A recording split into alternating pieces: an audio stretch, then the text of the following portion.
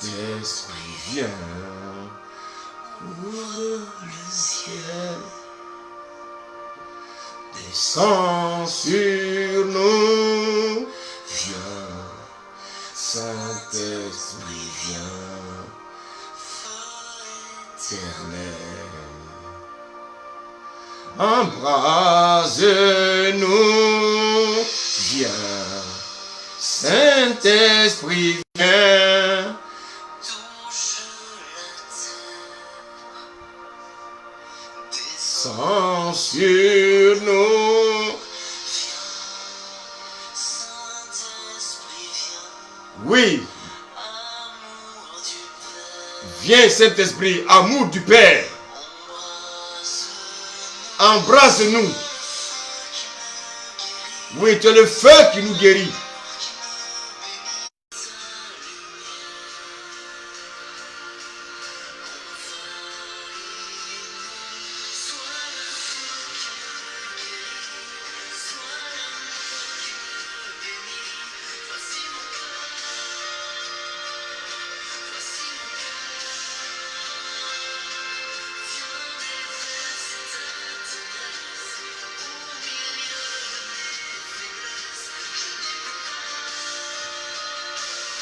Je n'ai plus peur.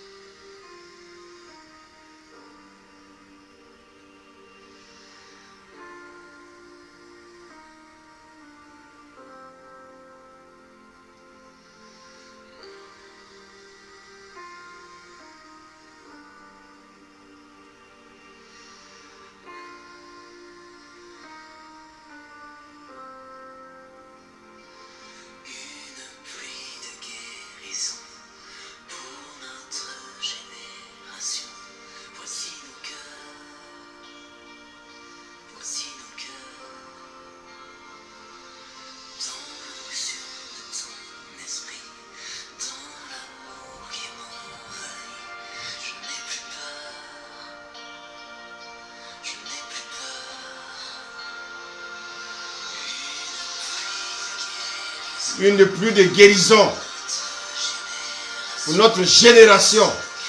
Voici nos cœurs. Voici nos cœurs. Merci Seigneur. Merci Jésus. Ah, merci Saint-Esprit de Dieu. Une pluie de guérison dans notre génération. Voici nos cœurs. Merci Jésus. Merci Jésus. Merci Jésus.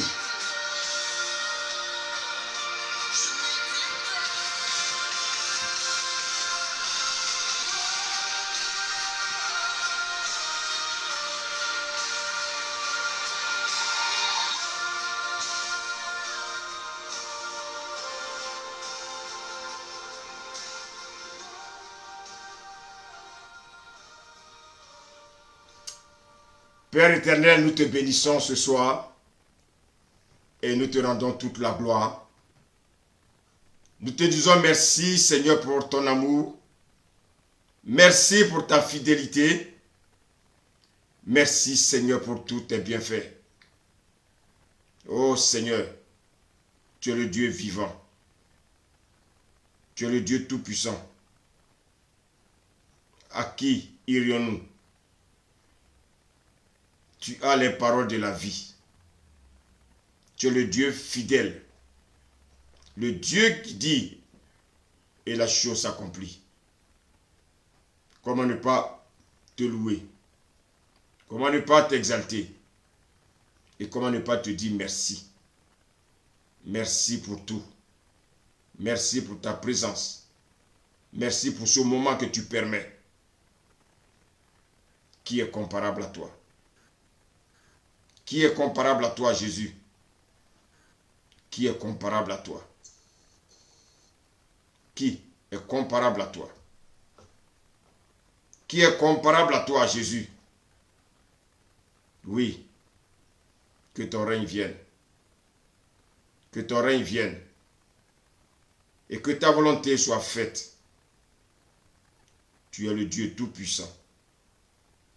Tu es le Dieu Tout-Puissant. Tu es le Dieu Tout-Puissant. Tu es le Dieu Tout-Puissant. À toi l'honneur, la puissance. À toi l'élévation. Que ton règne vienne et que ta volonté soit faite. Merci Seigneur, au nom de Jésus. Amen.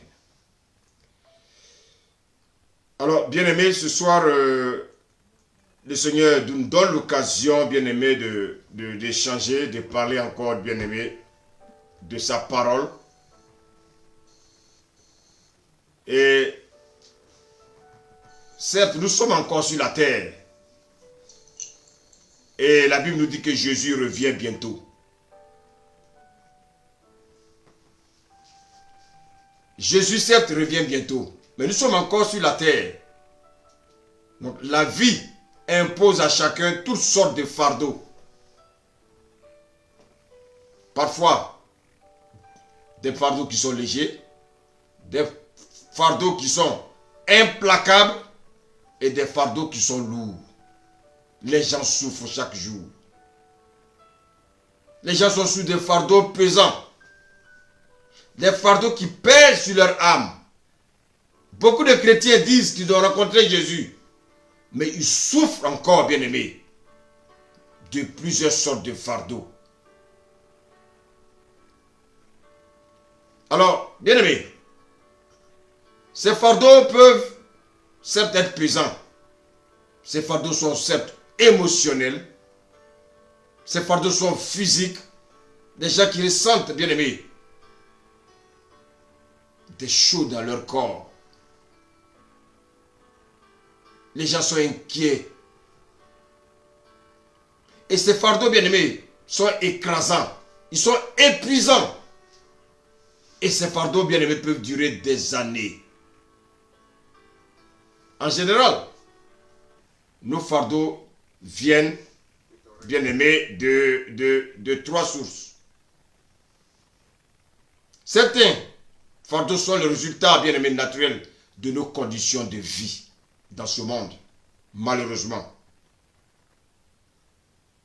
Malheureusement,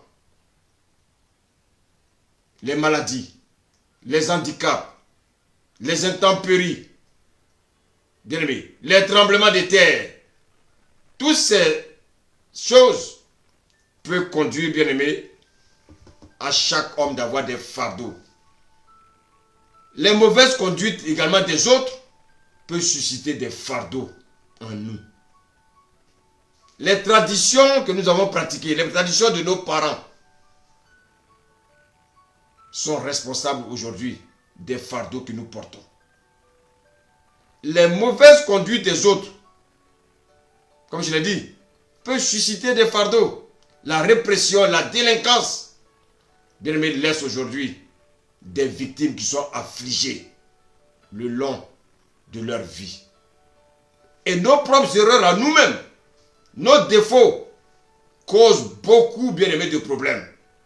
Et cela peut créer des lourds fardeaux sur nos épaules. Ah, bien aimé, ce monde est pénible.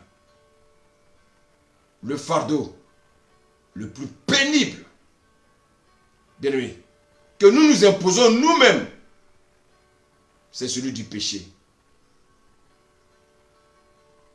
Le plus lourd fardeau que nous bien aimés, nous nous imposons nous-mêmes, c'est le péché. C'est le péché. Le péché détruit le monde. Le péché fait souffrir le monde. Le péché fait souffrir malheureusement les chrétiens. Alors qu'on nous dit que Jésus est venu prendre nos péchés à la croix. Bien-aimés, ce n'est pas non plus difficile de nous tourmenter. Quand nous voyons souvent des personnes dans des cercueils, des personnes souvent de nos familles, cela également peut laisser, bien-aimés, des lourds fardeaux en nous. Nous coulons des larmes, mais est-ce que nous prenons conscience, bien-aimés, de ces choses? Regardez comment nos cœurs souffrent. Combien de fois les fardeaux sont pesants? Les hommes souffrent. Chacun a ses fardeaux. Bien-aimés, chacun a ses fardeaux. Tout être humain dans le monde a ses fardeaux. Il y a des fardeaux qui sont privés, il y a des fardeaux qui sont apparents aux autres, et il y a des fardeaux, bien-aimés, qui sont psychologiques, et il y a des fardeaux qui sont corporels. Alors, est-ce que devant ces fardeaux, nous avons des décisions à prendre? Devant ces fardeaux, lorsqu'on lit le psaume 50, verset 15, la Bible dit quoi? D'invoquer le Seigneur le jour de la détresse, et le Seigneur nous délivrera. Bien-aimé, souvent tu as un fardeau. Combien de fois tu as invoqué le Seigneur, mais tu as l'impression que le fardeau reste toujours là. Quand tu as un fardeau, la Bible dit quoi? Remets ton sort à l'Éternel, il te soutiendra. Mais bien-aimé, c'est vrai, tu fais toutes ces choses, mais tu as l'impression que le Seigneur n'est pas près de toi, frère. Tu as l'impression que le Seigneur n'est pas près de toi. Et lorsqu'on lit le livre de Matthieu 11, au verset 28 à 30, je vais lire la parole de Dieu. La Bible dit,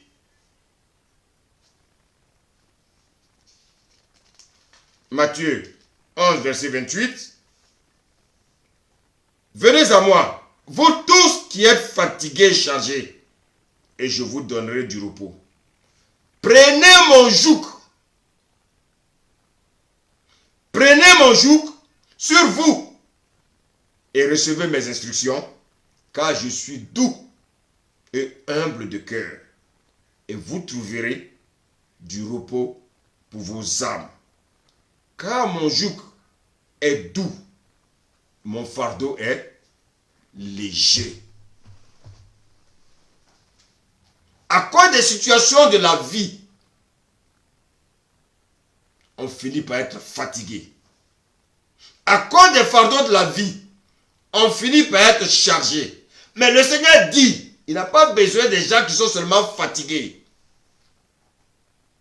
Ton fardeau te fatigue, mais le Seigneur ne peut pas intervenir. Ton fardeau te charge. Vous savez, ton fardeau peut te charger, mais tu peux ne pas être fatigué. Le Seigneur n'est pas intéressé. Il n'agira pas. À cause de ton fardeau, tu déprimes. Et qu'est-ce que tu fais? Tu vas prier avec insistance. Bien-aimé, pour que Dieu te débarrasse de ces choses. Ces choses te bloquent. Ces choses bloquent ta vie. Ces choses t'empêchent d'avancer. Cette chose te rend malheureux. Cette chose, bien-aimé, peut être une chose du passé. Bien-aimé, soit c'est un événement présent qui te rend malheureux. Soit c'est un événement, bien-aimé, qui est passé, mais qui te mobilise. Ça te paralyse. Mais force est de constater que là, malgré les jeûnes et prières, la situation s'empire. Bien-aimé, ce soir, je voulais que tu m'écoutes. Je vais aller pas à pas. Mais tu sais, tu souffres. Mais tu ne sais même pas ce qui t'arrive. Tu lèves des prières vers Dieu. Les jeûnes et prières. Tu es devenu le champion des jeux de prière. Mais tu as l'impression que rien n'avance. Rien ne change. Écoute-moi bien ce soir. Tu as visité des pasteurs qui ont prié pour toi. Tu as confessé le problème.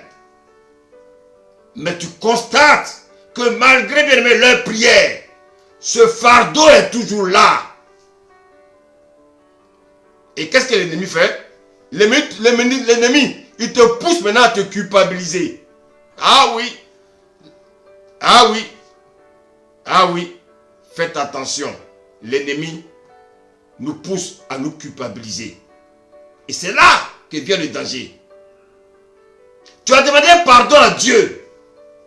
Tu es passé par une repentance. Mais cependant, le fardeau reste. Et pourtant, la parole te dit, venez à moi, vous tous qui êtes fatigués et chargés, je vous donnerai du repos, frère. Écoute-moi bien. Ce soir, il y a des fardeaux que Dieu ne peut pas enlever. Il y a des fardeaux que Dieu peut enlever. Mais il y a des fardeaux que Dieu ne peut pas enlever. Écoute-moi bien ce soir. J'ai dit il y a des fardeaux que Dieu peut enlever. Mais il y a des fardeaux que Dieu ne peut pas enlever.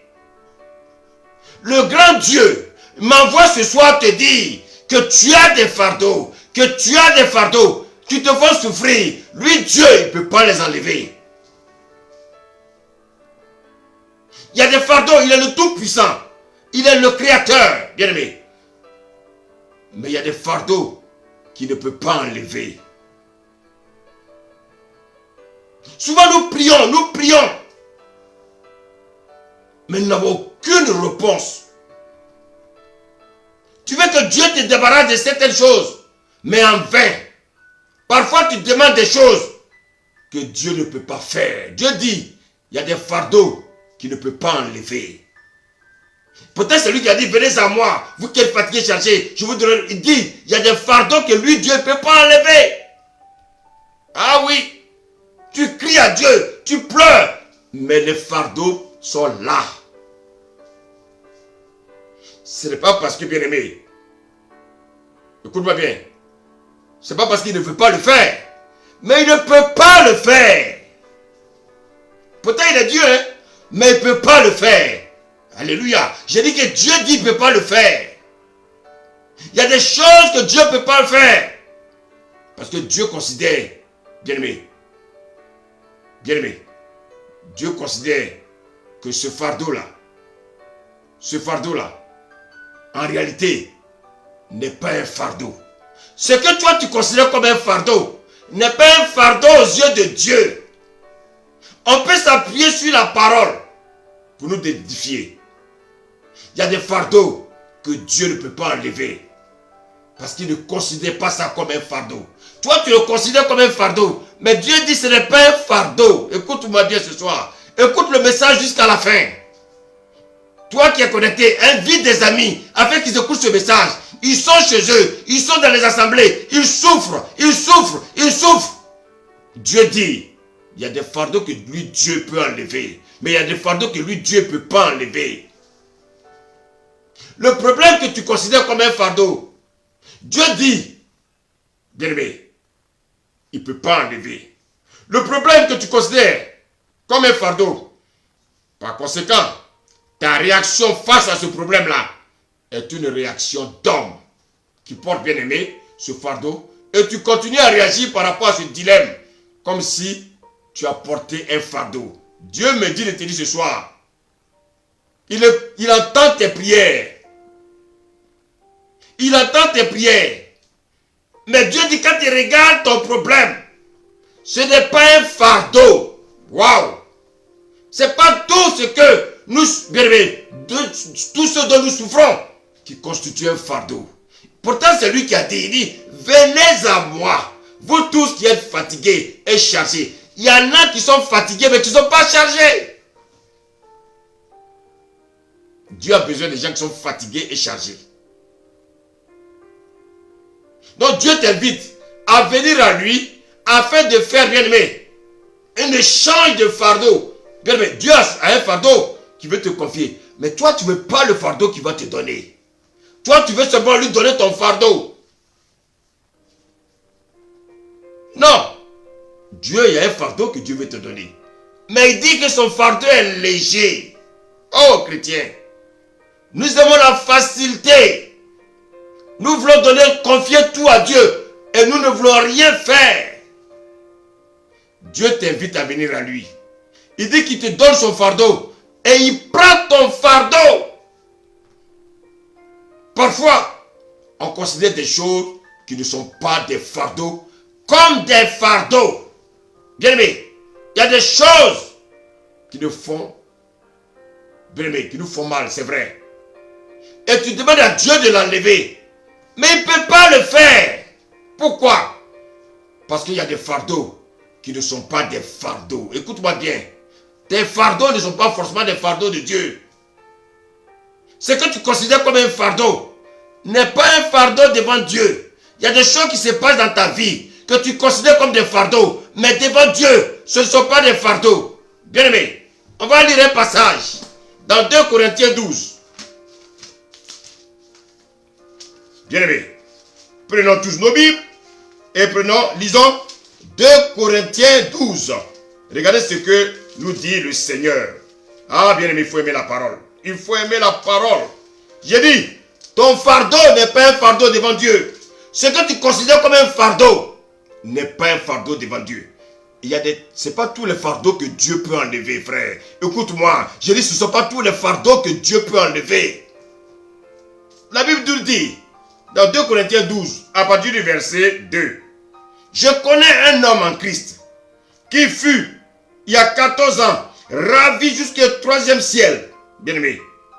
Et je sais que cet homme, si ce fut dans son corps ou sans son corps, je le sais, Dieu le sait, fut enlevé dans le paradis et qu'il entendit des paroles ineffables qui n'est pas permis à un homme d'exprimer. Je me glorifierai d'un tel homme, mais de moi-même, je ne me glorifierai pas, sinon de mes infirmités. Écoutez-moi bien. Suivons le message, s'il vous plaît, jusqu'à la fin. Suivons le message jusqu'à la fin. La Bible dit, ici, verset 6, si je voulais me glorifier, je ne serais pas un insensé, car je dirai la vérité, mais je m'en abstiens, afin que personne n'ait à mon sujet une opinion supérieure à ce qu'il voit en moi ou à ce qu'il entend de moi. Et pour que je ne sois pas enflé d'orgueil, écoutez bien le message, à cause de l'excellence de ces révélations, il m'a mis une chape dans la chair, un ange de Satan, pour me souffleter et pour m'empêcher de m'enorgueillir. Waouh! Paul dit, j'ai prié 3 fois le Seigneur de m'éloigner de moi. De l'éloigner de lui, ce que Paul considère comme un fardeau. Paul avait une écharde. Paul considérait son écharde comme un fardeau. Écoutez bien le message, frère. Paul. Qui est Paul? Voici un homme qui était un pharisien, qui traquait les chrétiens, parce qu'il croyait qu'il était dans la vérité. Beaucoup de religieux croient qu'ils sont dans la vérité. Beaucoup sont dans la religion. Ils portent des grosses soutanes, ils portent des grosses barbes, des grosses chaînes. Ils pensent qu'ils sont dans la vérité. Mais écoute-moi bien, Paul t'a dévancé. Paul aussi portait des grosses chaînes. Paul portait des boubous. Je ne sais pas si on appelle ça des boubous, si on appelle ça des soutanes, si on appelle ça quoi. J'ai bien aimé, je ne sais pas. Qu'est-ce que vous portez? Ce n'est pas ça qui va changer la vie de quelqu'un. Dieu n'a pas besoin de l'apparence. Dieu a besoin de nos cœurs. Paul a porté des soutanes avant toi. Paul a porté la kippa avant toi. Écoute-moi bien. Ces choses sont des choses misérables. Et Paul, la Bible nous dit, Paul, il a porté ces choses. Aujourd'hui, ceux qui sont dans la vérité, on les attaque parce qu'ils ne portent pas de soutane, parce qu'ils ne portent pas de costumes, parce qu'ils n'ont pas de salles où prêcher, Bien aimé, on ne les considère pas comme des hommes de Dieu. Parce que bien aimé, beaucoup de grosses salles, bien aimé, des salles en or, avec des chaises en or, ils se croient les vrais appelés de Dieu. Écoutez-moi bien. Le Seigneur a dit à Élie, Élie croyait qu'il était le seul prophète. Le Seigneur lui a dit, mais non, il y en a qui sont cachés. Les vrais hommes de Dieu sont cachés, frère. Les hommes vrais de Dieu sont cachés. Ce ne sont pas des hommes bien-aimés. Les vrais hommes de Dieu, ils n'ont pas 10 000 vues. Ils n'ont pas 10 000 vues. Les vrais hommes de Dieu, ils ont 10 vues. Les vrais hommes de Dieu, ils ont 20 vues. Mais les 20 là qui voient, c'est les vrais sauvés. Bien-aimés, ce ne sont pas les salles qui font l'église. L'église, c'est d'abord ton cœur. L'église, c'est toi et moi. Bien-aimé, même si j'ai des frères avec lesquels nous nous réunissons même dans une cuisine, c'est ça l'église. L'église, c'est quoi? Là où 2 ou 3 sont assemblés. Lorsque la parole de vérité est prêchée, la parole qui peut changer ma vie, la parole qui change mon cœur. Mais vous écoutez la parole, vous allez chanter, vous allez danser depuis des années. Et vous avez du mal à demander pardon à votre conjoint. Vous avez du mal à demander pardon à votre voisin. Et vous dites que vous êtes des chrétiens. Wabou! Wabou! Wabou! Vous êtes perdus. Vous êtes perdus. Vous avez du mal à demander pardon. Vous êtes dans des grosses soutanes. Vous êtes bien aimés. Vous avez des groupes que vous appelez des groupes de danse. Je ne sais pas si c'est des groupes de danse ou des groupes de chant. Bien aimés.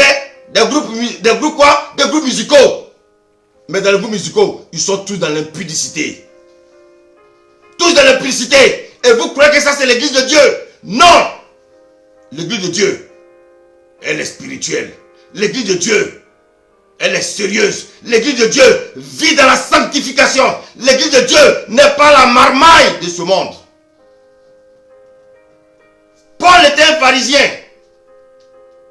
Je vous dis, le thème, ce ne sont pas tous les fardeaux que Dieu enlève. Dieu n'enlève pas tous les fardeaux. Il a dit, venez à moi, vous qui êtes fatigués, chargés, je vous donnerai du repos. Bien aimé, il y a longtemps tu cries à Dieu par rapport à ton fardeau. Tu veux que Dieu t'enlève. Écoute-moi bien, regardez Paul.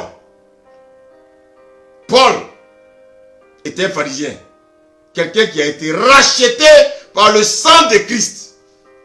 Paul a dit, mais Seigneur, que veux-tu que je fasse? Dans lequel entend la voix qui dit, pourquoi me persécutes-tu? Paul cherche un homme. Paul cherche un homme. Frère, écoute-moi. Il cherche un homme. Jésus dit, mais c'est moi que tu persécutes. Il dit, ah bon? Seigneur, que veux-tu que je fasse? Mais Jésus dit, mais attends. Quand tu persécutes l'église, j'ai pas besoin de soutane. Les pasteurs qui prêchent, bien aimé, ils sont dans des shorts, dans des tricots simples. Mais ce sont mes appelés. Mais quand tu persécutes ceux qui sont, bien aimés, qui prêchent la vérité, ceux qui prêchent le nom de Jésus, tu les persécutes. Sache que, quand tu les persécutes, c'est moi qui te persécute. Paul dit, ah bon? Mais tu es où? Il dit, mais moi je suis dans le ciel. Mais mon corps est sur la terre. As-tu vu un homme sans corps? Ma tête est dans le ciel. Tu ne me vois pas, mais mon corps est sur la terre. Paul dit, ah, Seigneur, j'ai ma genou. Je ne savais pas que ton corps était sur la terre. Il dit, oui, l'église que tu persécutes est mon corps. Bien sûr, tu ne sais pas. Tu es le corps de Jésus. Waouh, la parole. Tu es le corps de Jésus. Église, prends-toi au sérieux. La tête est dans le ciel. Tu as déjà vu un corps sans tête? Est-ce que tu as déjà vu un corps sans tête? Est-ce que tu as déjà vu un corps qui est sans tête? La tête est dans le ciel. Et qui est la tête? Christ est dans le ciel et l'église est sur la terre. La Bible dit que Paul, il s'appelait Saul de Tarse, un persécuteur, un tueur des chrétiens. Aujourd'hui, il y a beaucoup de religieux qui tuent les vrais chrétiens par leurs paroles, par leurs critiques, par leurs diffamations. Et ils croyaient dans la vérité. Paul croyait aussi qu'il était dans la vérité. Il tuait les chrétiens jusqu'à ce qu'il rencontre, frère aimé, la tête de l'église.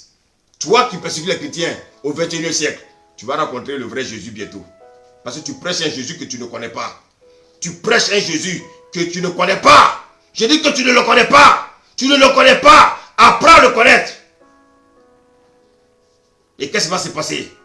Saul de Tarse va passer par la délivrance. Il va passer par la repentance. Bien aimé, il va être rempli du Saint-Esprit. Wow! Et le grand Paul, quand il va commencer à exercer, il va opérer des miracles. Il va guérir des malades. Bien aimé. Mais lui-même, écoutez-moi bien, lui-même, il a une maladie dans sa chair. Comment tu peux comprendre un tel Dieu? Vous croyez que le Dieu que nous servons, c'est un Dieu d'apparence? Voici quelqu'un qui prie pour des malades, mais lui-même il a une maladie dans son corps. Tu veux comprendre ce Dieu? Mais mon ami, tu pries pour les gens sont guéris. Mais toi-même tu as une écharde, toi-même tu es malade. Quand tu t'imposes les mains, aucune guérison. Mais quand tu imposes les mains aux autres, ils sont guéris. Et tu veux comprendre ce Dieu? Tu pries pour des femmes stériles. Elle tombe enceinte. Mais ta femme, depuis des années, n'arrive pas à tomber enceinte. Ta femme n'arrive pas à tomber enceinte. Ta femme n'arrive pas à tomber enceinte. Écoute-moi, toi qui m'écoutes ce soir, j'ai dit, ta femme accouchera bientôt. Prends cette parole. Ta femme accouchera bientôt. Ta femme accouchera bientôt. Ta femme accouchera bientôt. Bien aimé, Paul imposait les mains aux malades. Les malades étaient guéris. Mais Paul était lui-même malade. Et toi qui dis, oui, un homme de Dieu ne peut pas tomber malade. Un homme de Dieu ne peut pas faire ça. Mais tu es un religieux. Tu es un pharisien du 21e siècle. Bien-aimé, Paul était malade. Il impose les mains aux malades. Les malades guérissent. Mais lui-même, il a une écharde. Oh! Tu veux comprendre un tel Dieu? Bien-aimé, tu pries pour les gens guérissent. Tu pries pour des femmes stériles. Elles tombent enceintes. Mais toi, ta femme ne t'a pas encore donné un fils. Ta femme ne t'a pas encore donné une fille. Écoute-moi, j'ai dit ta femme tombe enceinte. J'ai dit ta femme tombe enceinte. J'ai dit ta femme tombe enceinte. Par la puissance de cet esprit. Écoute cette parole. Ta femme portera ton bébé. Bien-aimé, Paul, non seulement il avait une écharde dans la chair, mais Paul avait aussi des problèmes des yeux. Waouh! Paul dit, la Bible dit, Paul a prié le Seigneur 3 fois pour lui enlever son problème. Paul a prié 3 fois pour que son fardeau lui soit enlevé. Bien-aimé, quand on lit le livre des Actes, regardez bien ce qu'il dit le livre des Actes. Écoutez-moi bien ce soir. Toi qui souffres, pourquoi tu souffres? Tu comprends pourquoi tu souffres? Depuis tu pries, ton problème persiste. Depuis tu pries, ton problème persiste. Écoute le message, tu comprendras pourquoi ton problème persiste. Regarde-moi. La Bible dit, dans le livre des Actes, Acte 19. Regardez ce que dit la parole de Dieu, frère. Ce n'est pas moi. Ce n'est pas moi qui parle. C'est le Seigneur qui parle. Bien-aimé, écoute la vérité. Tu n'es pas fatigué. Depuis tu vas dans les églises. Vous allez faire du théâtre. Comment vous allez écouter la parole? Et dans la salle, tout le monde rit. Mais c'est le théâtre. Quand on va écouter la parole, on sort avec des larmes. Mais vous allez à l'église, vous sortez avec des rires. Ça, c'est pas l'église de Dieu. Acte 19, verset 11. Bien-aimé, la Bible dit, et Dieu faisait des miracles extraordinaires par les mains de Paul. Voici quelqu'un qui faisait des miracles.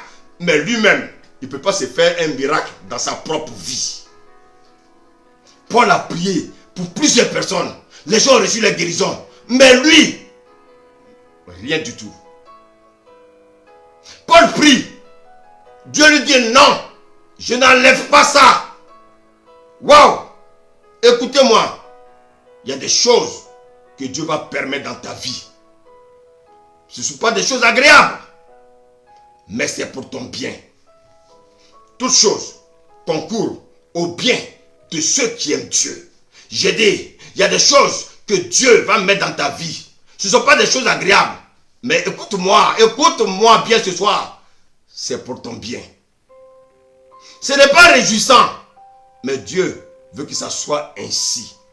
Ton fardeau peut être une histoire ancienne. Ton fardeau peut être une histoire ancienne. Écoute-moi, quelle que soit ta souffrance, Dieu dit, c'est pour ton bien. Quelque chose que tu as connu dans le passé, le souvenir est là. Tu veux t'en débarrasser parce que quelque part, ça te gêne. Et tu pries Dieu. Mais enfin, Dieu ne t'écoute pas. Regardez bien, encore. On retourne encore dans l'histoire du grand Paul. Vous savez, j'aime Paul. J'aime Paul. Quand le Seigneur m'a appelé, il m'a amené dans le livre de Galates 9. Il m'a dit, quand tu as fini de lire, je vais te parler. Quand j'ai fini de lire, Dieu me dit, c'est ton appel. Mais tu seras persécuté, mon fils. Et aujourd'hui, je bénis le Seigneur parce que je vois ça en direct. La Bible nous dit, dans 2 Corinthiens 12, à partir du verset 6, la Bible dit, si je voulais me glorifier, je ne serais pas un insensé, car je dirais la vérité, je m'en abstiens, afin que personne n'ait à mon sujet une opinion supérieure à ce qu'il voit en moi, ou ce qu'il entend de moi. Et pour que je ne sois pas enflé d'orgueil. Waouh! Waouh! Écoutez-moi bien. Vous voyez l'exemple de Paul. Paul connaissait le cœur de Paul. Et Dieu connaissait le cœur de Paul. Comme Dieu aussi connaît ton cœur. Vous savez, les vrais hommes de Dieu qui ont été touchés vraiment par Dieu, ils sont cachés. Mais les hommes de Dieu qui se pavanent, ils n'ont pas une histoire avec Dieu. Ce sont des hommes. Ils disent qu'ils ont vu des songes. Ah, j'ai fait un songe et j'ai vu que j'avais une Bible en main. 2 jours après, il a commencé une cellule de maison. Paf! Il avait les moyens, il allait ouvrir l'église. Écoute-moi bien. Quand Dieu t'appelle, c'est lui qui fait tout. Mais vous avez les moyens pour acheter des bâtiments. Ça, c'est pas Dieu. Avec Dieu, tu vas commencer dans tes toilettes. Après, tu vas passer à la cuisine. Après, tu vas passer au salon. La majeure partie des vrais appelés, ils dorment d'abord, bien aimé, dans un studio. Et c'est dans le studio que Dieu commence avec eux. Il commence à faire du bruit dans le bâtiment. Les voisins se plaignent. Tu es un vrai appelé. Mais celui qu'on appelle, et le lendemain, il achète un terrain. Il achète un terrain. Ce n'est pas un vrai appelé. Non. Dieu bâtit lui-même. On ne bâtit pas pour Dieu. On n'aide pas Dieu. Personne ne peut aider Dieu. Aujourd'hui, il y a des pays en Afrique. Les Américains viennent avec les fonds pour les installer. Les gens ne savent rien. On va les inscrire dans des écoles, soit dites théologie. Et ils sortent. Ils sont autoproclamés pasteurs. Et ils fatiguent le monde avec ça. Et comme les gens, bien aimés, parce que celui-là, oui, parce qu'il est congolais. Donc c'est un pasteur congolais. Donc tous les Congolais sont chez lui. Aucun discernement. Vous croyez que Dieu est ethnique? Dieu n'est pas ethnique. Ah, c'est un pasteur sénégalais. Donc tous les Sénégalais sont derrière lui. Mais non, les vrais appelés sont dans l'art. Ils sont cachés. Pris dans le secret. Dieu te conduira vers eux. Vous suivez les gens parce qu'ils sont de la même ethnie que vous. C'est faux. Bien-aimé. Lorsqu'il y a un miracle dans une église, l'honneur et la gloire sont donnés à qui? Aujourd'hui, l'honneur et la gloire sont donnés au pasteur. Mais où est la place de Jésus? Lorsqu'un prophète fait des révélations dans une assemblée, il devient une vedette, il devient une star. On oublie de donner la gloire à Dieu. Et qui vous a dit que le prophète, c'est celui-là qui vient dire, ah, tu as porté un dessous qui est jaune, hein? Qui vous a dit qu'un prophète, c'est celui-là qui vient, ah, Dieu m'a dit, ton numéro de téléphone, c'est le 06 26 58 34. Mais Dieu est-il devenu un numérologue? Dieu est-il un devin? Dieu est-il un marabout? Mais dis-moi, lorsqu'on me révèle le numéro de mon téléphone, en quoi je suis édifié? Quelqu'un va venir me dire mon numéro de téléphone. En quoi ça m'édifie? En quoi ça m'édifie? L'homme est toujours prêt à donner la gloire aux hommes au lieu de donner la gloire à Dieu. Et Paul, la Bible dit quoi? Il avait quoi? À cause de l'excellence de ses révélations, Paul avait des révélations excellentes. Dieu a dit, mais celui-là, il risque de perdre son âme. Écoutez-moi bien, il y a des fardeaux que Dieu met en nous pour ne pas que nous perdons notre âme. Parce que bien aimé, nous allons devenir des hommes Dieu. Au lieu de rester des hommes de Dieu, nous allons devenir des hommes Dieu. Les hommes vont commencer à nous adorer. Qu'est-ce que Dieu a dit Israël dans 1 Corinthiens 7, 1 Corinthiens 10 verset 7? Depuis l'Ancien Testament, Dieu avait averti son peuple de ne pas devenir idolâtre. Aujourd'hui, l'église est remplie d'idolâtres. Aujourd'hui, écoutez un homme de Dieu. Écoutez-le. Tout ce qu'il dit, c'est je, moi, je, moi, je, moi. Et de plus en plus, les chrétiens parlent plus de leur pasteur que de Jésus.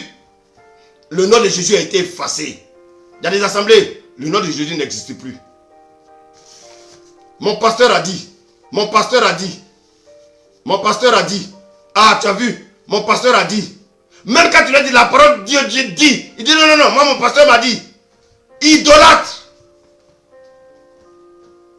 Les pasteurs sont devenus des idolâtres. Les chrétiens sont devenus des idolâtres. Pasteur, écoute-moi.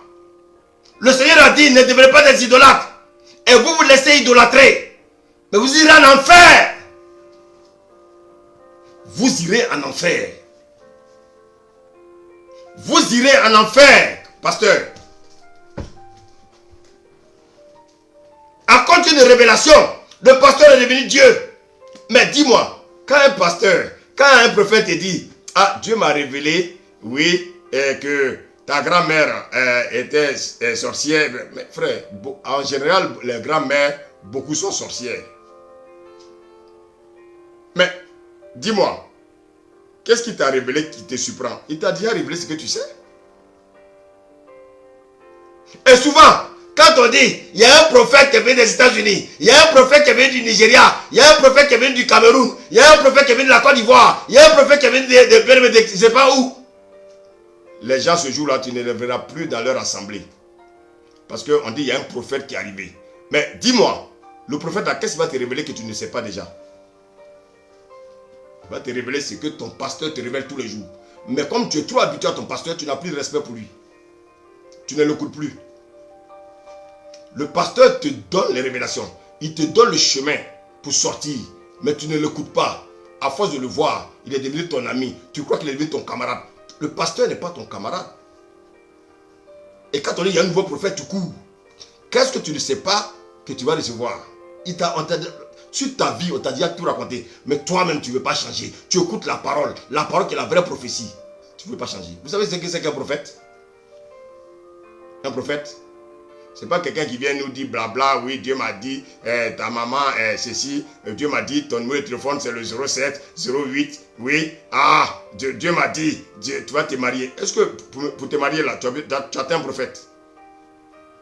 Le prophète, c'est un ministre de Dieu. Moi je respecte les prophètes. Le prophète, quand un prophète prêche, tu sais que c'est un prophète. Un prophète, ce n'est pas quelqu'un qui vient raconter la vie des gens. Ça, c'est les choses qu'on sait.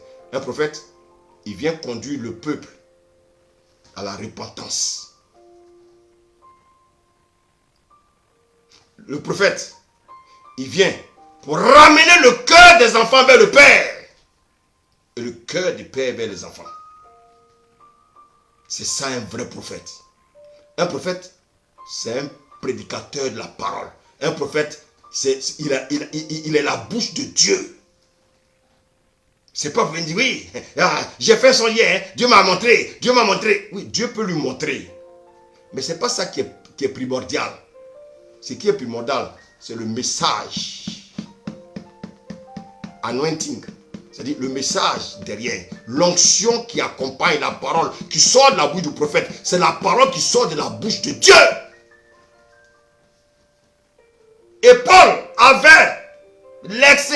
des messages. Il avait l'excellence, bien aimé, de la révélation. Et le Seigneur savait que les gens allaient adorer Paul. J'ai dit, bon, lui là, je ne veux pas qu'il perde son âme. Je vais lui mettre une écharpe. Voici la révélation. Vous ne voulez pas ça. Vous voulez qu'on vienne dire que vous avez porté des caleçons jaunes. Frère, je n'ai pas besoin de savoir la couleur de ton caleçon.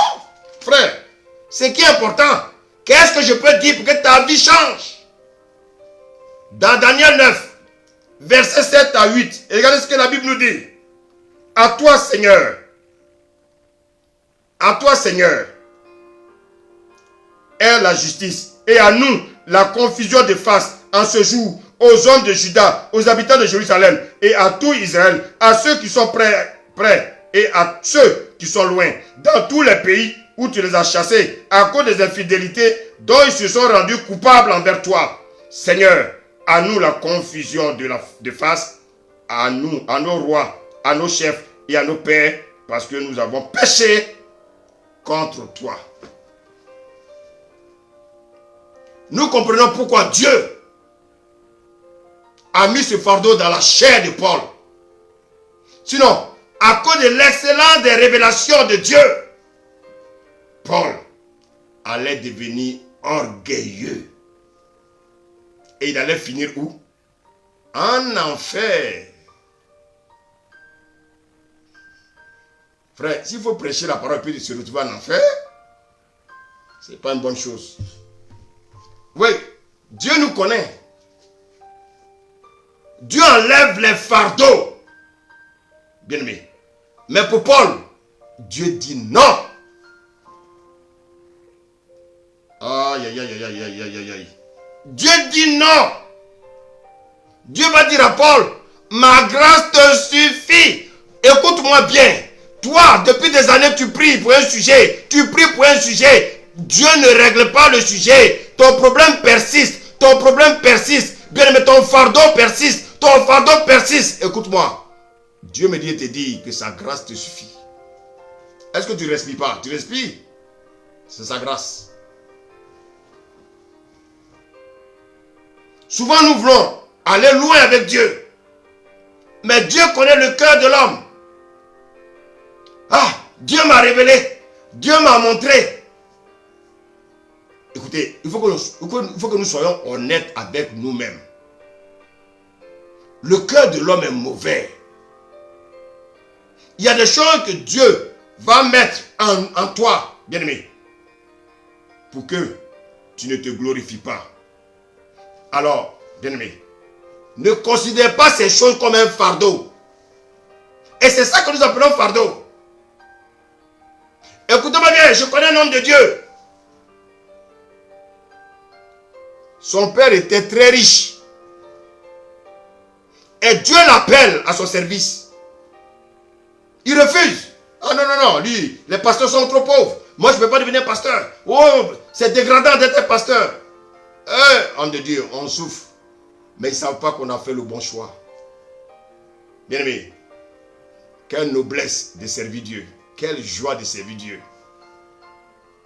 Nous servons le roi des rois. Nous ne servons pas les rois de la terre, mais nous servons le roi des rois. Et comme les hommes, ils aiment voir pour croire, nous croyons à celui que nous ne voyons pas, mais nous avons confiance en lui. Bien-aimé. Et cet homme, il va retourner un jour, il va aller en boîte. Il va mettre plein de filles dans sa voiture. C'était un showman. Un homme de la nuit. Oh, la nuit, qui travaille? Il part en boîte. Il va chauffer le whisky. Oh, 2 tournées, 10 tournées. Oh, en rentrant, la voiture a fait tonneau. Et qu'est-ce qui va se passer? Personne n'est mort. Mais lui, il est rentré dans un coma. Et quand on l'a conduit à l'hôpital, il est rentré dans un coma. 2 jours après, ses parents arrivent, le médecin lui dit, on pense que votre fils peut s'en sortir. Et pendant ce temps, Dieu s'approche de lui. Est-ce que tu veux me servir maintenant? Oui. Il dit oui, il veut servir Dieu. Nous attendons d'avoir des problèmes pour dire oui à Dieu. Écoutez-moi bien. Le Seigneur est venu 3 fois. Tu es vraiment prêt à me servir? Il dit oui. Et quand il est sorti, il était dans un fauteuil roulant. Il a été formé. Il a commencé à servir le Seigneur. Il prie pour les paralytiques s'élèvent. Mais quand il rentre chez lui, il dit Seigneur, le Seigneur dit, ma grâce te suffit. Parce que si tu te relèves, tu vas retourner dans les boîtes de nuit. Dieu connaît nos cœurs. Je ne sais pas de quoi tu souffres. Tu es peut-être serviteur de Dieu. Un mal que tu caches. C'est ton fardeau. Depuis des années, tu cries à Dieu pour ça. Dieu dit, ma grâce te suffit. Il y a des fardeaux que Dieu ne peut pas enlever. Le fardeau de Dieu, de Paul, Dieu ne peut pas l'enlever. Parce que Dieu sait que s'il l'enlève, Paul va devenir un orgueilleux. Bien-aimé. Souvent, nous avons besoin d'entendre, bien-aimé, la voix de Dieu pour nous dire que c'est lui qui permet ce fardeau. Et quand le Seigneur a dit à Paul, ma grâce te suffit, Paul a compris le message. Bien-aimé. Pierre a dit quoi? Pierre a dit que nous devons supporter patiemment les épreuves. Est-ce que tu supportes patiemment les épreuves? Donc, bien-aimé, il y a des choses, tu vas beau dire à Dieu de te l'enlever. Il ne peut pas l'enlever. Parce que lui seul, il sait pourquoi il a mis ça là. On ne comprend pas Dieu. Il y en a qui veulent comprendre Dieu. Moi, je ne cherche pas à comprendre Dieu. Moi, je veux seulement le servir, avancer. Dieu, il y a des fardeaux que Dieu met à nous, comme des garde-fous. Dieu a mis ça pour ne pas que tu te glorifies. Dieu t'a mis un fardeau pour te préparer au travail pour lequel il t'a appelé. Tu ne peux pas être utile si tu es un homme ou une femme qui te laisse aller à l'orgueil. Vous savez, l'orgueil tue les hommes de Dieu.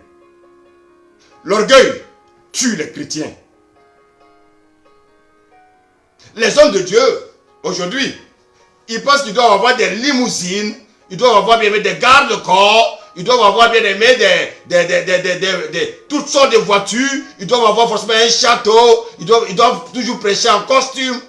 Frère, ça, ce sont les pharisiens.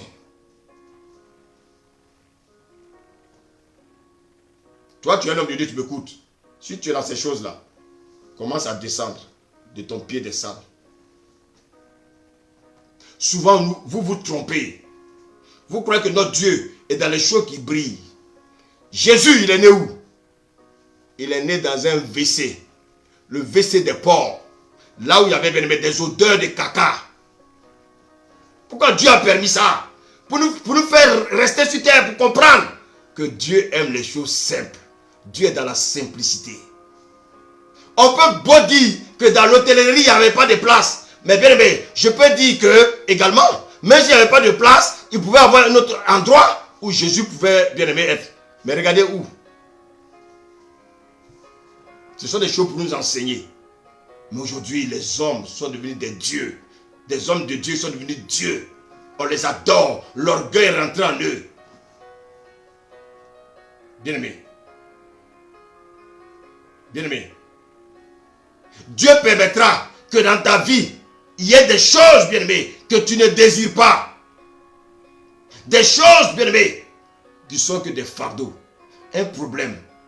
Tu vas beau prier pour qu'il enlève. Et il n'enlèvera pas. Bien aimé. Dieu ne le fait pas. Bien aimé. Il ne le fait pas pour nous. Il le fait pour lui. Parce qu'il nous aime. Il ne veut pas nous perdre. Paul avait une infirmité dans la chair. La Bible dit qu'il a prié 3 fois. Le Seigneur l'a enlevé. Mais le Seigneur a dit, Paul, ma grâce te suffit.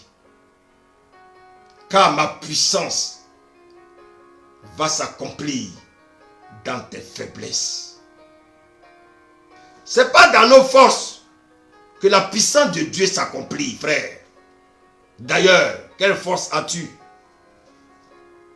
C'est dans nos faiblesses que la puissance de Dieu s'accomplit. La puissance de Dieu ne s'accomplit pas dans la force de l'homme, frère. Ce n'est pas possible. En aucun cas, dans les capacités de l'homme, que Dieu se manifeste. La puissance de Dieu s'accomplit dans nos faiblesses. À quel moment Dieu a pu utiliser Moïse? Quand Moïse a dit, il ne sait pas parler. Si tu parles trop, Dieu ne peut pas t'utiliser. C'est pour ça que, bien aimé, aujourd'hui, on a beaucoup d'hommes de Dieu qui ont ce qu'on appelle la rhétorique. Quand ils parlent, il parlait un bon français propre. On dit, mais le gars là, mais il est un grand homme de Dieu, frère.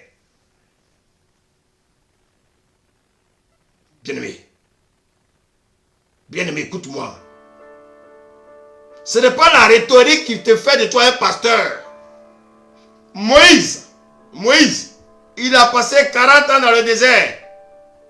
Quand il a rencontré Dieu, Moïse dit, il ne sait plus parler. Quand Moïse a dit à Dieu qu'il ne sait plus parler, Dieu dit, tu es prêt. Dieu utilise les hommes qui sont faibles.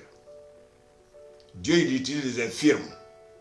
Dieu il utilise les prostituées. Dieu il utilise les drogués. Dieu il utilise les gens de mauvaise vie. Il prend les gens de mauvaise vie et puis il les transforme en lui Dieu. Bien-aimé, Dieu ne peut pas te donner sa gloire. Qui que tu sois, Dieu ne te donnera jamais sa gloire. L'homme ne peut pas supporter la gloire de Dieu. Ça le tuerait. Dieu dit à Paul, je ne peux pas enlever ce problème.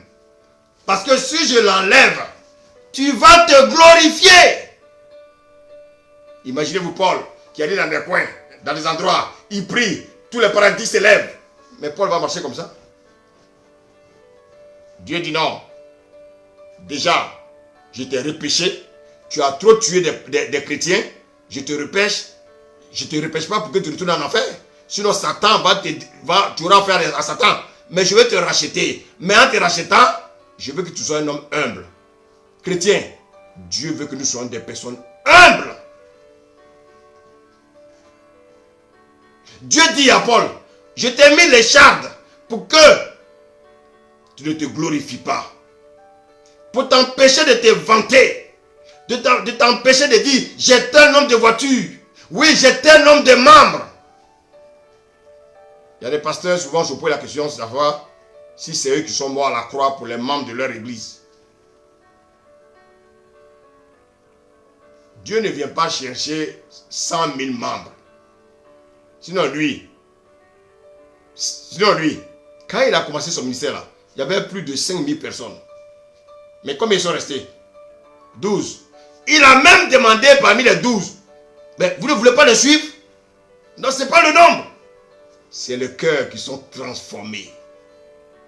Vous avez, dites-moi, vous avez 500 membres dans vos églises, 1000 membres dans vos églises, mais il y a combien qui ont le cœur changé? Non, dites-moi. Dites-moi. Ce qui vous intéresse, c'est quoi? C'est accumuler les dîmes, les offrandes? Est-ce que l'âme des personnes vous intéresse? C'est pas vrai. La preuve en est, quand vous rendez visite aux gens, vous rendez visite à qui? Aux gens qui travaillent à la BCAO. Vous rendez visite à qui? Aux gens qui travaillent aux Nations Unies. Vous rendez visite à qui? Aux gens qui travaillent à la Banque mondiale. Mais est-ce que vous rendez visite aux derniers, aux plus pauvres de l'église? Or, c'est à eux qu'il faut rendre visite. Eux, ils ne vous intéressent pas. Parce que, au contraire, ils ne vous apportent rien. Aujourd'hui, nous sommes dans un monde où on a tendance à élever les hommes de Dieu. Arrêtons ça. Apprenons à élever Dieu. Non, les hommes de Dieu. Écoutez-moi bien. Les hommes de Dieu, ce sont des menteurs.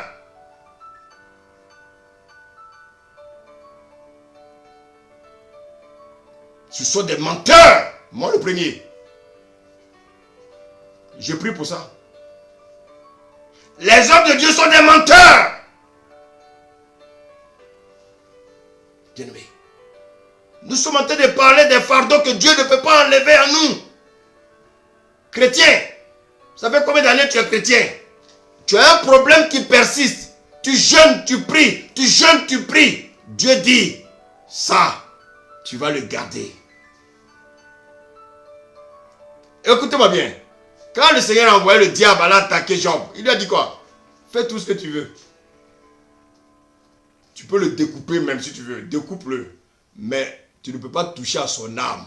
Ce qui intéresse Dieu dans nos vies, c'est notre âme. Pas nos biens, pas nos enfants, pas nos voitures, pas nos ceci, cela. Ce qui intéresse Dieu, c'est nos âmes. Donc un chrétien peut tomber malade. Un chrétien peut tomber malade. Ce qui intéresse Dieu, bien-aimé, ce n'est pas ta beauté, frère.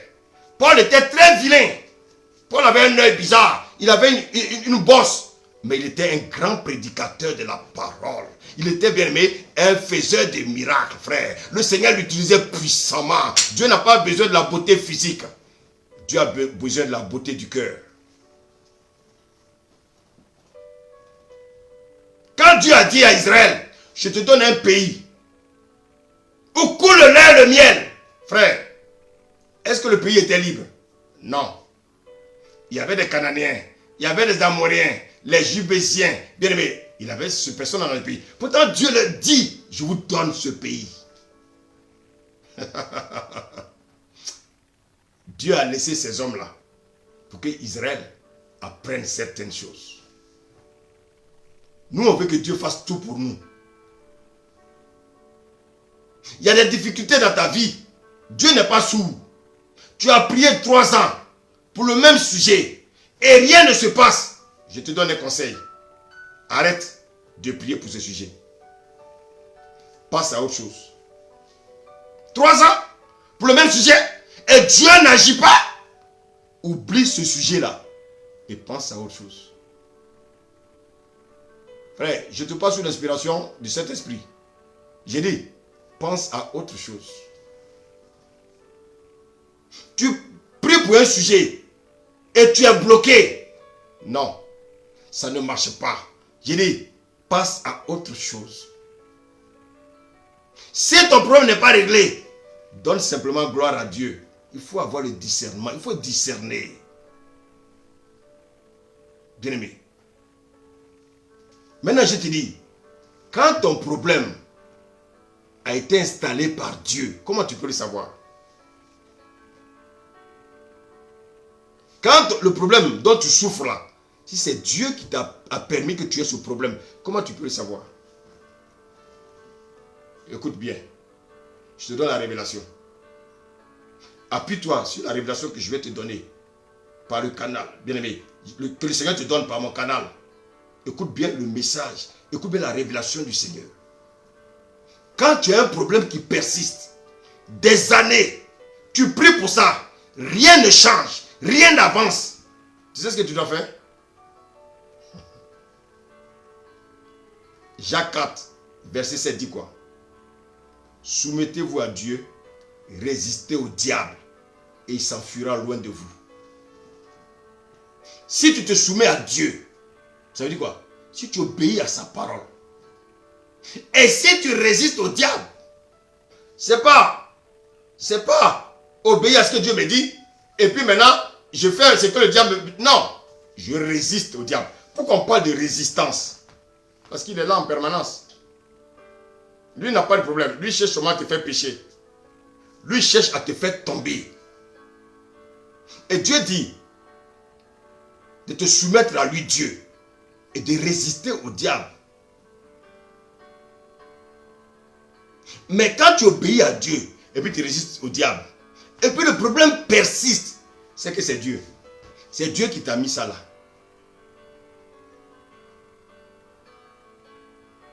J'ai dit, si tu pries pour un sujet depuis des années, et puis tu vis dans la sanctification, tu obéis à la parole de Dieu, tu résistes aux tentations du diable, mais le problème persiste, c'est que c'est Dieu qui a mis le problème là. Il y a quelque chose qui veut t'enseigner.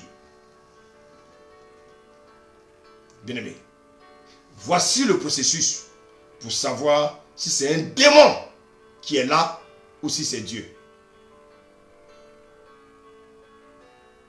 Si le fardeau est encore là, c'est que c'est Dieu.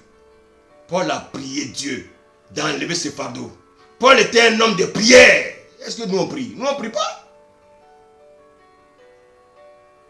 Les démons, ils connaissent Paul. Est-ce que toi les démons te connaissent? Demandez aussi aux filles de Séba. Les démons disent, mais attends, nous on connaît Paul. Est-ce que les démons, bien-aimés, les démons te connaissent?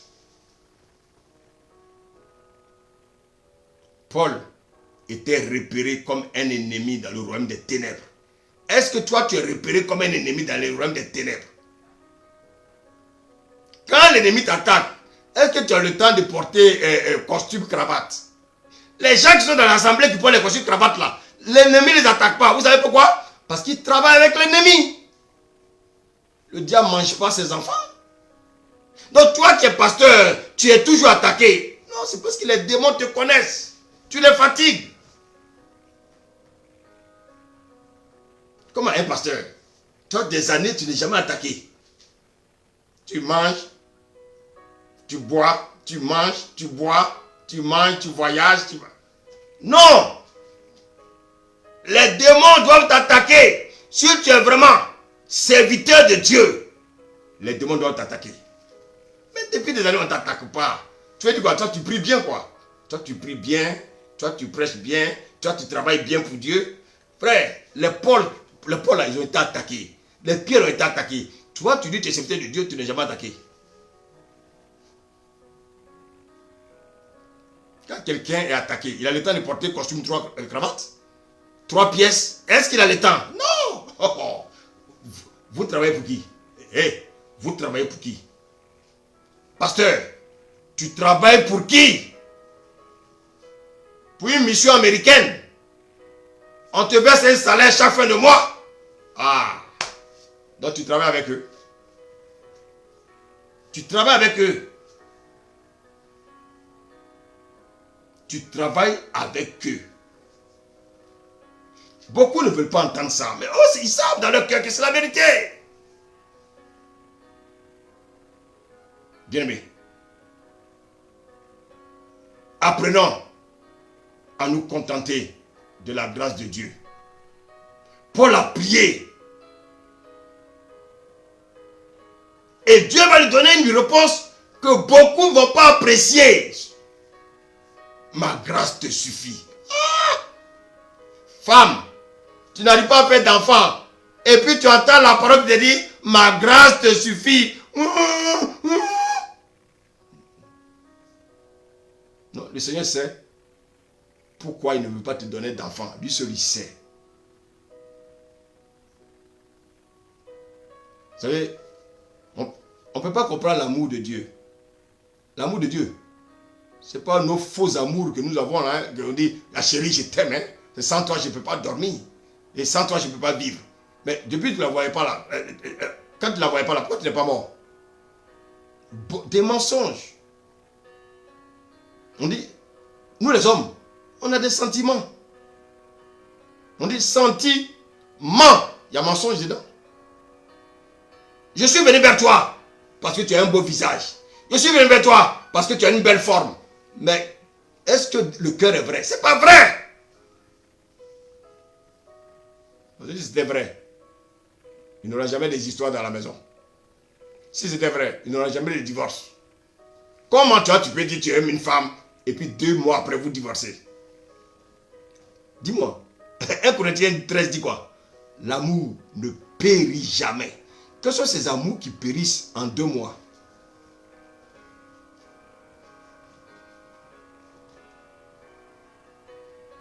Écoute-moi bien. Tu Tu insistes à ce que Dieu enlève ce fardeau. N'insiste pas. Depuis des années, tu pries. Dieu dit, ma grâce te suffit. Il y a des fardeaux que Dieu ne peut pas enlever. Femme, écoute-moi.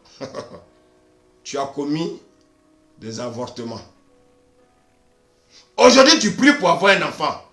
Point d'enfant. Depuis des années. Le Seigneur me dit, il te dit ce soir, ma grâce te suffit. J'avais prévu que tu aies 3 enfants. Tu as fait 3 avortements. Ma grâce te suffit. Je n'ai pas permis que tu meures.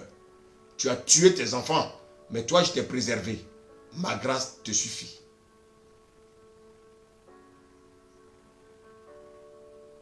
Je t'ai donné un mari. Tu l'as méprisé. Et tu as demandé le divorce. Aujourd'hui, tu cries à Dieu pour qu'il te donne un autre mari. Tu cries à Dieu pour qu'il te donne un mari. Dieu dit, le mari que je t'ai donné là, c'est lui que tu as dit que tu ne veux plus. Tu l'as chassé comme un malpropre. Ma grâce te suffit.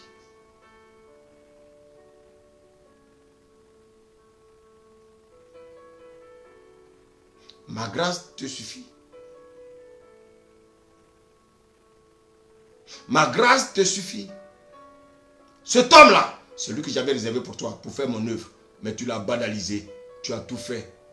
Malgré tout ce qu'il faisait. Il faisait du bien pour toi. Mais tu dis qu'il n'est pas beau. Tu dis qu'il n'est pas beau. Tu dis qu'il n'a pas l'argent. Tu vas aller chercher quelqu'un qui a l'argent. Ma fille, tu es allé d'homme à homme. Les hommes t'ont toujours trompé. Et tu veux un mari. Ma grâce te suffit.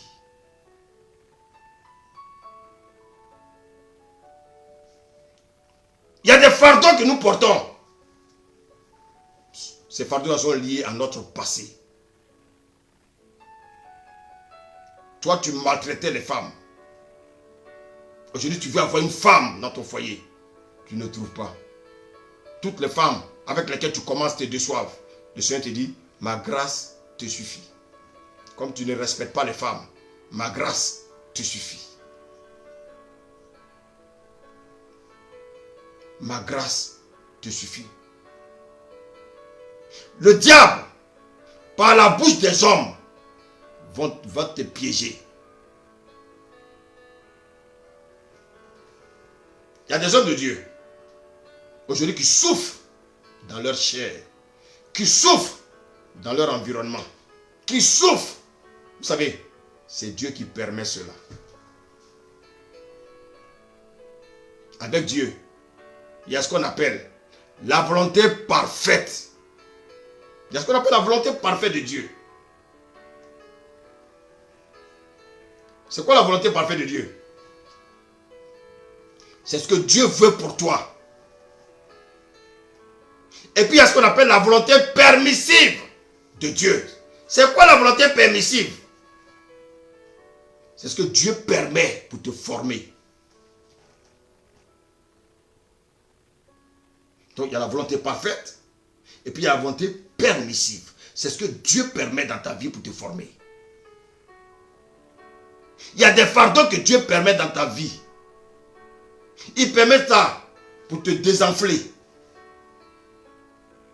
Il permet ça pour te désenfler de ton orgueil. Pour mieux travailler pour lui. Pas pour toi. Il y a des choses dans ta vie. Si Dieu n'enlève pas, alors, bien-aimé, si Dieu n'enlève pas, c'est pour ton bien. Pour que tu puisses le servir simplement. Dieu ne peut pas le changer. Alors, arrête de prier pour des sujets que Dieu a déjà entendus 10 000 fois. Bien-aimé, tu jeûnes, tu pries, tu jeûnes, tu pries. Dieu dit, ma grâce te suffit. Frère, arrête de t'épuiser.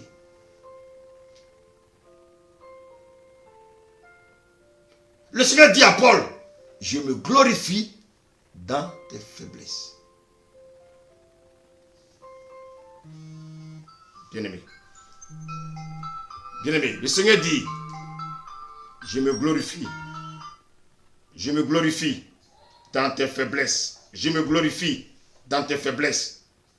Bien-aimé, le Seigneur dit, Je me glorifie dans tes faiblesses. Bien-aimé, est-ce que tu es faible? Le jour où tu vas reconnaître ta faiblesse, tu verras la puissance de Dieu dans ta vie. Vous savez, la faiblesse, ma faiblesse, est une force pour Dieu. Ma force est une faiblesse pour Dieu. Dieu ne peut pas agir quand je suis fort. Si un chrétien vient me dire, moi je suis droit, c'est faux. Glorifie-toi dans ta faiblesse. Écoutez-moi bien. Si Dieu a laissé un démon toucher Paul, alors que le démon n'a rien à voir avec Dieu, bien aimé, c'est parce que Dieu ne voulait pas que Paul se glorifie. Qu'est-ce que Dieu a mis en toi pour ne pas que tu te glorifies? Réfléchis bien dans ta vie. Il y a quelque chose que Dieu a mis en toi pour ne pas que tu te glorifies.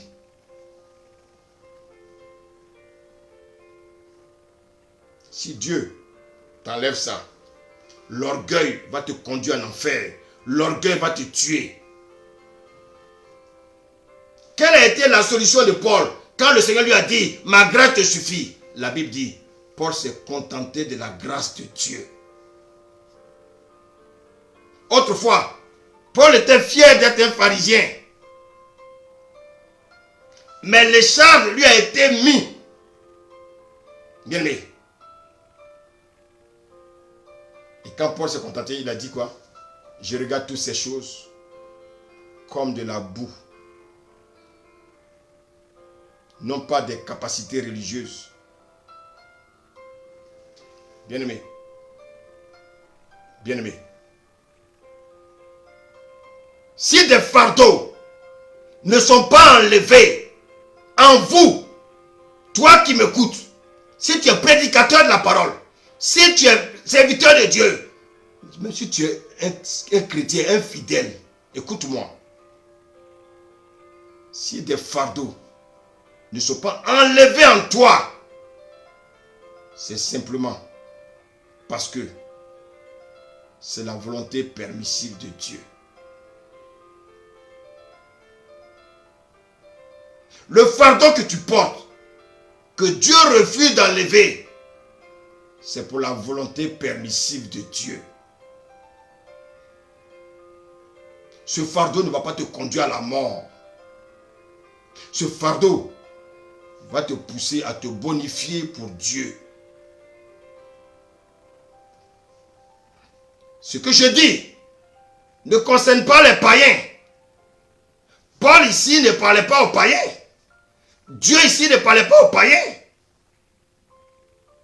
C'est à Paul, un grand homme de Dieu, à qui on a mis une écharpe. À plus forte raison, toi et moi, qui n'avons pas la carrure de Paul, on va se glorifier. De quoi? Qu'est-ce qu'on a? Ce que je dis ne concerne pas les plaisantins. Ça concerne les chrétiens, les gens qui ont la crainte de Dieu.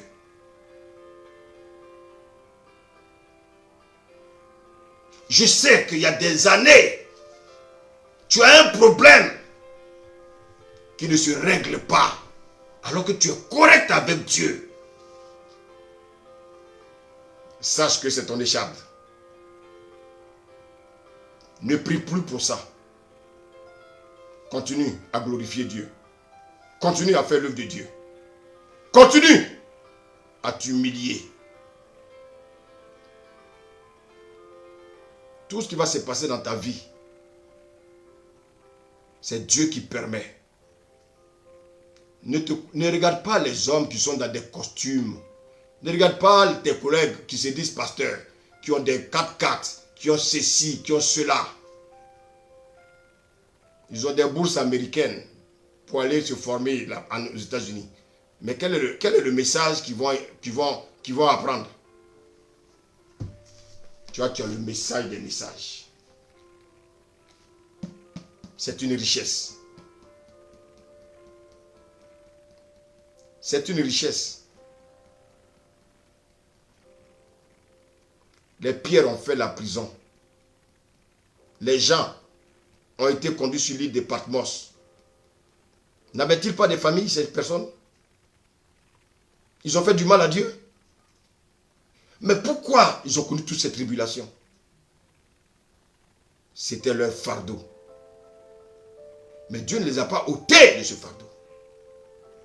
Bien au contraire, ces fardeaux les ont permis de réussir leur mission. Quel est le fardeau qui est dans ta vie? Tu dois le savoir après ce message. Tu dois connaître maintenant le fardeau. Les charges que Dieu a mis dans ta vie. Quel est le fardeau pour lequel tu pries des années et qui est encore là? Je voulais simplement te dire, Paul aussi a prié comme toi. Dieu n'a pas enlevé l'écharde. Ce fardeau-là est ton écharde. Ne regarde plus ce fardeau. Regarde à Dieu. Fais son œuvre avec simplicité. Manifeste l'amour autour de toi. Quand tu vois un homme de Dieu, considère qu'il est plus grand que toi. Toi, fais-toi petit.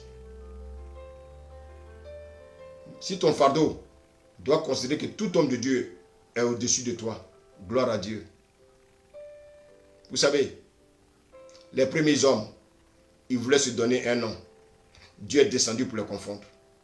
Mais quand Dieu a appelé Abraham, Dieu lui a dit, je rendrai ton nom grand.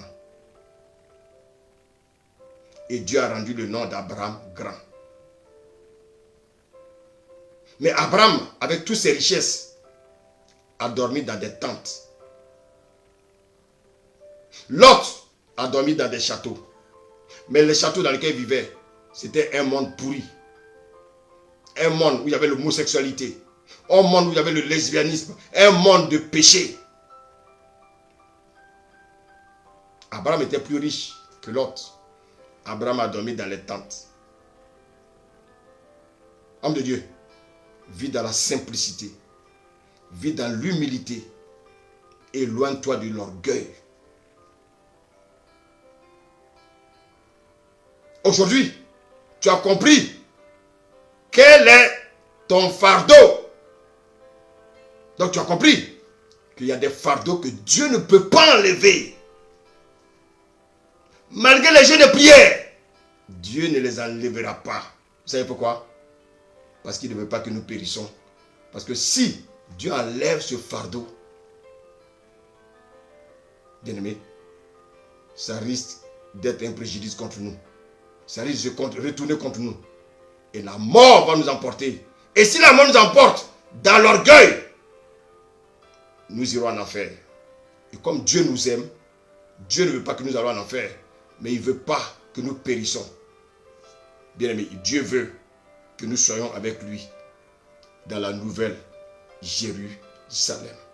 Que le Seigneur vous bénisse. Amen.